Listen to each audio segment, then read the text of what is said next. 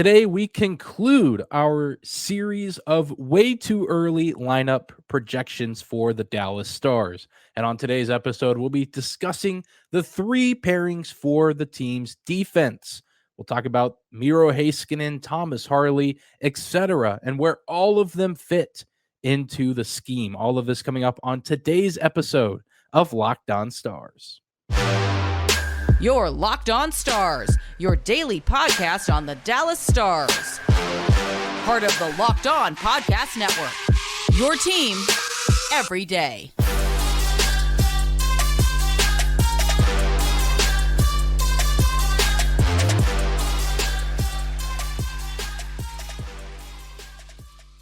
Howdy, Stars fans. Welcome back to the Locked On Stars podcast, the only daily podcast covering the Dallas Stars.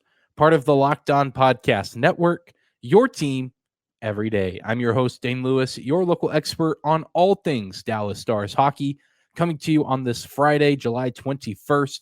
And whether this is your first time here or you are a recurring listener, thank you for stopping by and making Locked On Stars your first listen every single day. Be sure to subscribe to the show on YouTube. Follow along on your favorite podcasting platform of choice. We are always free and available no matter where or how you choose to listen. And we're closing out this week with the final installment of our quick 2-episode series projecting the lineup for the Dallas Stars, at least as it pertains to opening night. We know that there will be some changes throughout the season due to injuries, lack of production, things of that nature. But if you want to check out the episode about the forward group, you can go back to 2 episodes ago and find that. We put that out Monday. And then we're finishing out the series here before moving on to newer things here in the off season. But let's go ahead and jump right into likely the most predictable pairing for the Dallas Stars on defense.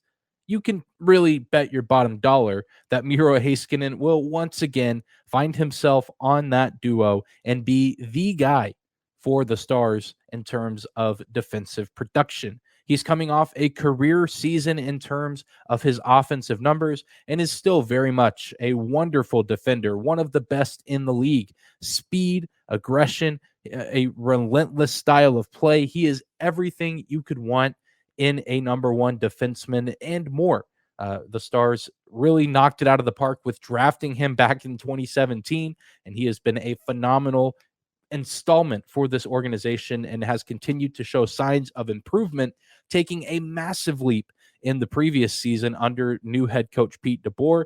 I think DeBoer really helped open up Miro's offensive game, and you mix that with his already incredible defensive prowess. That makes for one pretty impressive player who was a warrior in the postseason, racking up minutes upon minutes upon minutes, taking a puck to the face and continuing to battle through the pain and the injury, wearing a mask, a full shield on his helmet in order to continue to play, unable to really sleep at night at times or eat because of that injury, but just an absolute beast, an absolute warrior in the postseason, and a huge reason why the Stars went as deep as they did. And he's slowly starting to garner some respect around the league. But if you go back to, whenever we found out the results for voting for NHL awards, in some ways, he's still incredibly underrated, as he was not really near the top of the voting for the Norris Trophy, as he really should have been. But there were a lot of players who were kind of left out to dry in the votes for that award. It's not really a secret. It's no mystery. Miro Heiskanen is going to be leading the way for this group, not just this season, but for a very long time, as he is one of the best players on this team. But the catch with the top pairing is his partner. And I believe that it is going to be Ryan Suter yet again. I know it's not ideal. I know that many people would like to see something different, and they would ultimately like to see Ryan Suter off the team, but that's not going to happen at this point. The period for buyouts has come to an end, and he can't be traded unless he consents to being traded, which probably won't happen, as this is probably the end of his NHL career. And he's not going anywhere. That's the fact of the matter. He is going to be a Dallas Star at the start of the 23-24 season and probably all the way through the 23-24 season. So it is very likely that he partners up with Miro Heiskanen yet again. But I think, if you're going to be stuck with a Ryan Suter on your team, the best case scenario is to put him with your best player. In theory, you would love Miro Heiskanen to play alongside a guy like Nils Lundkvist. That duo did share some games together last year and really did show some promise. Nils Lundkvist showed some huge strides in his development when playing alongside Heiskanen. I think that he played a little bit more confident when playing alongside Miro, and I think that's just the Miro Heiskanen effect. You play more confident because you're sharing the ice with a confident player. And while I think that that could be an interesting duo, I'd like to see that. Maybe we will see that at some point in the season, depending on how Lundkvist plays early on. I think the smart move is to have Suter with Heiskanen, given the rest of the personnel. I think, moving Niels and Miro together would leave open a space for a pretty big liability somewhere else in the defensive rotation. As we all know, Suter is not a fast skater, not necessarily quick on his feet, even just with reflexes in general. There's several times where it feels like he is a step behind the rest of the game. But if you pair him with a Hakanpää or a Lindell, that's really two of the same player out there in terms of reflexes and speed. They wouldn't necessarily be able to keep up with a lot of the opposition with that pairing out there on the ice. Miro Heiskanen at least provides partial defensive coverage for covering the offense. It's clearly not a perfect balance, but you have a guy in Miro Heiskanen who can do a lot of the heavy lifting defensively and really make up for other people's shortcomings more often than not. He's used to doing that regardless of who he plays with, both from defensive perspectives and just from forward perspectives as well. There's a lot of things that Miro Heiskanen does, sometimes very subtle things and plays that can go unnoticed, but they are game-changing plays in terms of keeping the team that they're playing off the board. And I think that Miro Heiskanen, if anyone is up for trying to balance out the negatives of having Suter on the ice, it is a player like Miro Heiskanen. So it certainly isn't ideal, especially with Miro Heiskanen having to play to his non-dominant side when typically paired with Ryan Suter. But I think it's the best case scenario if you were going to have Suter on your team, which the Stars will this upcoming season. And Heiskanen has showed he is a skilled enough player that he can still be effective regardless of who he plays with or what position he plays in the lineup. But I think Miro Heiskanen is still due for an incredible season. Maybe we'll see a Ryan Suter that resembles more of first round of the playoffs against Minnesota Ryan Suter rather than what we got in the latter stages of the postseason, particularly in that Vegas Golden Knights Western Conference final where, quite honestly, you look back at that game too, and sure, there's other things that the Stars could have done well in that game, but the Stars seemingly were cruising to victory before a late game-tying goal off of a Ryan Suter mistake. And I can't help but think that series could have shaped out differently if the Stars are able to leave Vegas tied at 1 rather than down 0-2. We've discussed that ad nauseum, and I'm sure that'll come up some other time. But that's my thoughts on the top defensive pairing, Miro Heiskanen, Ryan Suter. But there's still plenty of work to be done in terms of structuring this group. And I think it's pretty clear to most people that we will be seeing a healthy dose of Thomas Harley. But who is he going to be playing with on that second pairing? We'll discuss that coming up next. Today's episode of Locked On Stars is brought to you by our friends at FanDuel. Take your first swing at betting MLB on FanDuel and get 10 times your first bet amount in bonus bets up to $2,000. That's right, just bet $20 and you'll land $200 in bonus bets, win or lose. That's $200 you can spend on betting everything from the money line to over-under to who you think is going to hit the first home run. All on an app that's safe, secure, and super easy to use. Plus, when you win, you can get paid instantly. There is no better place to bet on Major League Baseball than FanDuel, America's #1 sports book. The Texas Rangers are on an absolute heater. If you're a Dallas sports fan, this is the time to jump on the Rangers bandwagon, and it's also the time to bet on Major League Baseball. Sign up today and visit FanDuel.com/lockedon to get up to $200 in bonus bets. That's FanDuel.com FanDuel.com/lockedon. FanDuel is an official sports betting partner of Major League Baseball. I want to thank you again for making Locked On Stars your first listen every single day. A huge shout out to all the everydayers out there continuing to make our show a part of your daily routine, or at least your every other day routine here in the middle of the off season. Remember, we are on a 3 upload per week schedule that will carry on through the rest of the summer up until training camp. Once training camp rolls around, we will be back to 5 episodes a week, and that will carry on from training camp until the end of the season. So plenty of good content coming your way this season with the Dallas Stars, discussing what should be a phenomenal campaign for this group. But we got to continue to speculate what this lineup could look like on opening night with the defense. Miro Heiskanen and Ryan Suter, likely your top defensive pairing in 23-24. But the second pair, I think, is bound to feature relative newcomer Thomas Harley and Yanni Hakanpää. Thomas Harley seems to be ready to finally make that jump to be a full-time NHL player after a really nice outing in the 2023 Stanley Cup playoffs. He was very effective for the Dallas Stars, especially in those first 2 series against the Wild and Kraken. Really, held his own on both sides of the ice. A very smooth skater who certainly can still grow his game in all aspects of offense, defense, in the neutral zone. And I think a little bit more needs to be tweaked and worked on defensively, but that's what the offseason's for. That's what training camp and preseason games are for. And I think really once the regular season rolls around, we will once again be reminded of how good Thomas Harley is and why we should be excited about his career as a Dallas Star. And he's going to continue to grow and develop and get better with more reps. The more he continues to play games, I think he is going to improve. There will be some bumps and bruises along the way, as is to be expected with a young player like him. But ultimately, I think if the playoffs are any indication, we are going to see far more good than bad. If he can play that way when the lights are brightest and the stakes are highest, I think that he will be a pretty effective player in the regular season, and he'll be able to hold his own and progressively improve as the season moves on.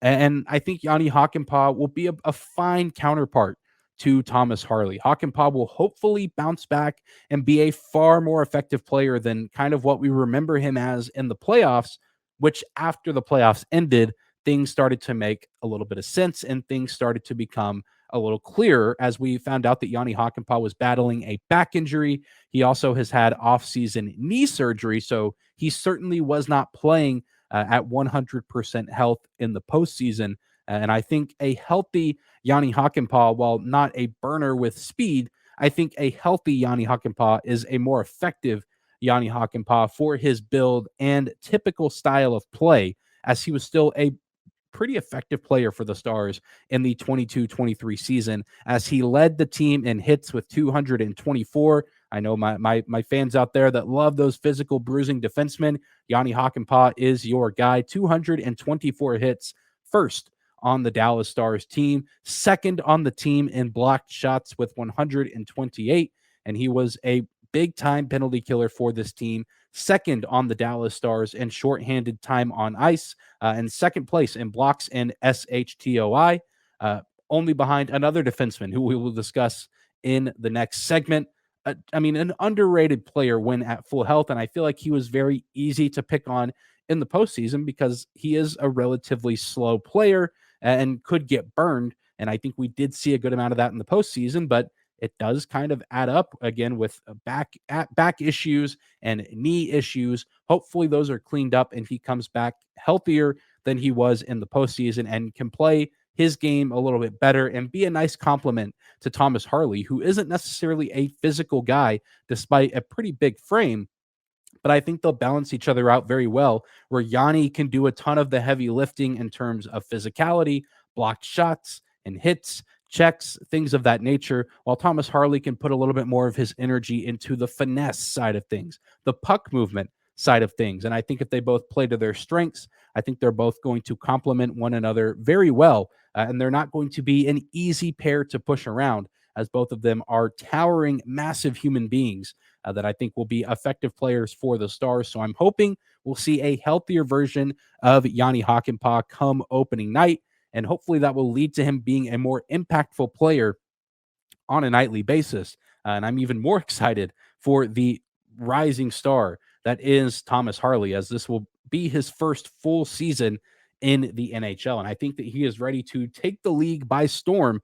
Maybe not to the same level that Miro Heiskanen has done, but I think that he will slowly but surely start to build that reputation as being the Stars' second-hand man in terms of defensive depth. Again, I've discussed this before, but think Cale Makar and Devon Taves, a situation like that where one of them is a clear-cut superstar, but the other one is a respectable grinder type player who can rack up points and also play effective defense. I think Thomas Harley has that sort of potential, if not even greater, for his career. And this is really where I think he can start to take off and elevate himself in this organization. Well, two defensive pairs are down. We have one more to discuss. And if you were listening earlier with some of the stats I was throwing out saying that the first place leader and a lot of these defensive stats is coming up next, you probably know that Esa Lindell is in this pairing. But who should he play with? There's a few interesting options for him to be paired up with on opening night. And we'll discuss some of those options coming up next.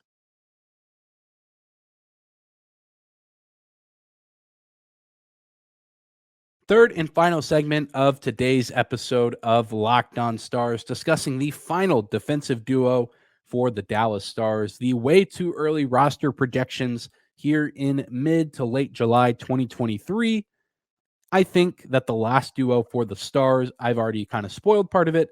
Esa Lindell, a clear-cut guy who is going to make the team and be somewhere in this 6-man rotation, 7-man rotation, I guess, if you want to get really specific. But I think on opening night, his counterpart will be none other than Nils Lundkvist. And we'll start with Esa Lindell, who is a proven veteran who could be very serviceable in this role here in the bottom pair of defense. Similar to Yanni Hakanpää, not known to be a speedy skater, but I think he's pretty comfortable on both sides of the ice and a pretty smart defender, even though he's not fast, he's not quick.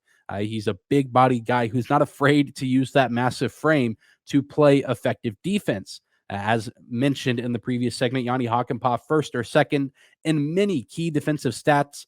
So is Esa Lindell. Esa Lindell is first on the team in shorthanded time on ice, first on the team in blocks. He didn't rack up as many hits as Yanni Hakanpää. I think he was 9th or 10th on the team, but he can lay the boom when necessary. Not necessarily his game. He's more of a clog the passing lanes, clog the shooting lanes type of defenseman, and also one of the most valuable penalty killers on the team over the past handful of seasons, but specifically last season, an effective player who I think just caught some unnecessary, or not necessarily unnecessary criticism, but was the recipient of some criticism in the playoffs, especially in that Seattle series, as he and Hakanpää were paired together at times, and the speedier teams like the Kraken were able to take advantage. But I think that you can lessen some of that damage, lessen some of that blow by splitting those two players up and putting them both alongside youthful and a little bit quicker players in guys like Harley and in Nils Lundkvist. Esa Lindell is still a very reliable option for the Stars.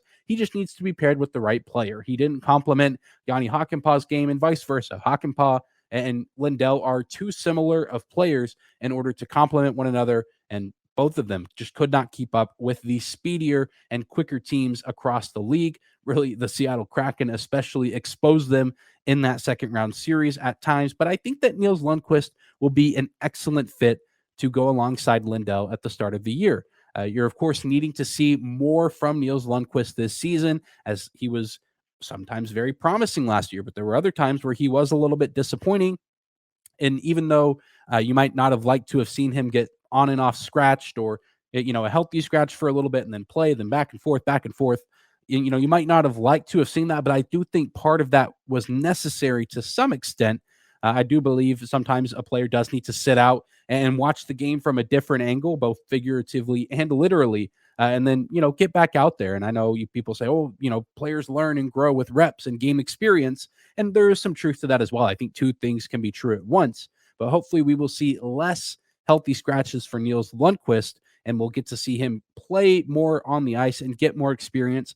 And I think if he's out there with a veteran like Esa Lindell, that can help aspire a little bit of confidence in his game on a nightly basis. I do think that it will be Nils Lundkvist playing alongside Lindell on opening night, but even if it isn't him, the Stars have some nice options for some depth defense to have in that seventh man role. A pretty healthy rotation of veteran guys like Joel Hanley, who, if I'm being completely honest, I did not anticipate re-signing this offseason, but Jim Nill decided to bring him back, and he did so relatively cheap, so I'm fine with it. Joel Hanley is a near perfect option for that seventh defenseman, a guy who doesn't play every night, but if you need him in a pinch, you feel very comfortable sliding him into the lineup. He plays a pretty solid defensive game, not going to wow you or blow you away with those offensive numbers, but you certainly can put him out there against any team in the league, and you still feel comfortable that you have a chance to win the game. You don't really feel like it's a liability putting Hanley out there on the ice. So he's back for another season. And you also have Gavin Bayreuther, who the Dallas Stars acquired this offseason. He spent the last season with the Columbus Blue Jackets organization, juggling time with the NHL team and the AHL club, the Cleveland Monsters. And even though it's a one-way contract that he signed with the Stars, I think there's just too much crowdedness for him to, be on the opening night roster, or at least be there consistently. But maybe he's another guy who is just scratched and sits and waits around. And he could, I think, also get put on waivers to get sent down. I don't know if a team would snag him if he was on waivers, but as of right now, at this moment in time, he is an option for the Stars at defense, and he does have some NHL experience with Columbus, but also he is a former member of the Stars organization as well. And even though he's not the most impressive player, he's very serviceable and could get slotted into the lineup if there needed to be a new guy come in, whether it be injuries, underperformance, or just a guy in need of rest. I think that was another issue that plagued the Stars last year, is they didn't really call too often, really at all, on the AHL or really any depth substitution for defensemen. And you could look at one side of the coin and say, oh, that's a good thing. That means they were healthy, and they were for the most part defensively. Every now and then you would see Joel Hanley come in to give a guy a night off. But I think by the time you got to the postseason, you started to see the effects of that, as you had guys like Jani Hakanpää who were battling back injuries, knee injuries, and there were probably plenty of other bumps and bruises that we weren't even aware of for these defensemen that just wore them down in the postseason. So maybe we can see some more diversity in who plays for the Stars this season in order to help give the guys some ample rest. So that way, when the playoffs roll around, they're in a little bit better shape to compete and contend on a nightly basis. But those are my thoughts on the opening night defensive roster for the Dallas Stars. Ryan Suter, Miro Heiskanen on the top defensive pairing, Thomas Harley, Jani Hakanpää on the second pairing, Esa Lindell, Nils Lundkvist on the third pairing. If you're watching on YouTube, be sure to let me know in the comment section down below your thoughts on my idea for the defensive pairings. Who would you like to see playing defense for the Stars? Do you think that I got it wrong? How do you see these pairings shaping out? Let me know in the comment section down below. But I hope you guys enjoyed this episode of Locked On Stars. Thank you for making us your first listen of the day. Be sure to hit that subscribe button if you're watching on YouTube. Follow along on your favorite podcasting platform of choice. Remember, we are always free and available no matter where or how you choose to listen. We will be back next week, Monday, Wednesday, and Friday, with more off-season content for you. And another thing you can mention either on YouTube or on Twitter at Dane_Lewis at Locked On Stars. If there's any off-season content that you would like to see, let me know. And I will do my best to bring it to you, the people. I know that this can be a scarce time for content. And so if there's something out there that I'm missing, something that you, the listener, you, the viewer, would like to see on this podcast, please let me know. And I will do everything in my power to try and make that happen if enough people think that that would be a worthwhile idea. But be sure to, again, subscribe to the show, follow on social media. Have a great weekend, and we will see you all back here on Monday.